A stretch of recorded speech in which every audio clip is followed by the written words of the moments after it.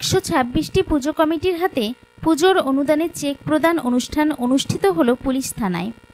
রাজ্য সরকারের দেওয়া দুর্গাপুজোর অনুদানের 85,000 টাকার চেক তুলে দেওয়া হলো পুজো কমিটিগুলির হাতে। এদিন নদিয়ার শান্তিপুর থানায় এই চেক প্রদান অনুষ্ঠান অনুষ্ঠিত হয়। এদিন শান্তিপুর থানা এলাকার 126টি পুজো কমিটির হাতে এই চেক তুলে দেওয়া হয়।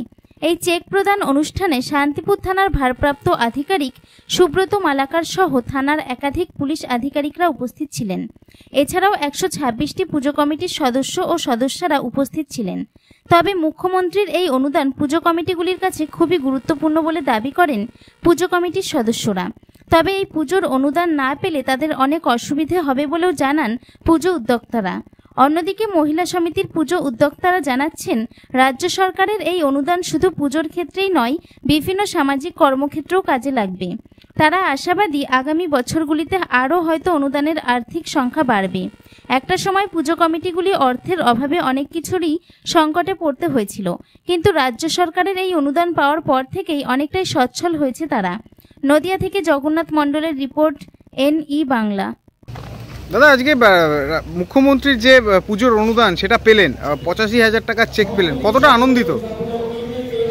প্রচণ্ড আনন্দিত, কারণ আমাদের এলাকা দুস্থ এলাকা, এই এলাকার পুজো করতে গেলে আর্থিক সাহায্যের প্রয়োজন, সেটা মাননীয় মুখ্যমন্ত্রী দিয়েছে।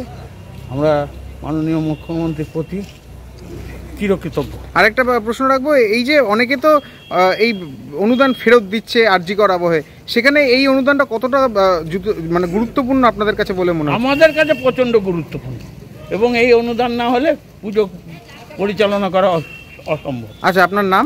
নির্মল পাল। এবং কোন পুজো কমিটি? আমি হচ্ছি নৃসিংহপুর বাবলবন বালক সমিতি।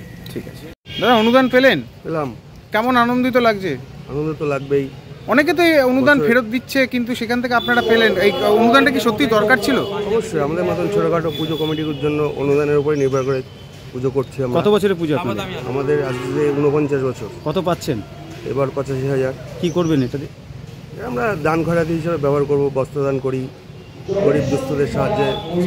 মন্দির কিংবা ঠাকুরের কোনো গহনা এই ধরনের কোনো উন্নয়ন হবে এই টাকা দিয়ে?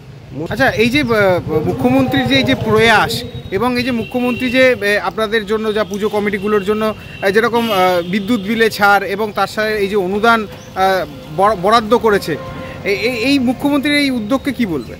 সাধুবাদ জানাই, অবশ্যই ভালো উদ্যোগ। এটা কি মানে যে পরিমাণ অর্থ দেওয়া হচ্ছে সেটা কি যথাসম্মত, না আরও বেশি আপনারা আকাঙ্ক্ষা রাখেন? যখন যেরকম পরিস্থিতি সেইভাবে যেটা অনুদান দিচ্ছে আমরা সেটাতেই সাফল্য। গত বছর পেয়েছিলেন কত? আগের বছর কত পেয়েছিলাম? 60,000। আপনার নাম? বিশ্বজিৎ শাহ, বাড়ি? ফুলিয়া কলোনি, বিদ্যাসাগর বিদ্যাপীঠ।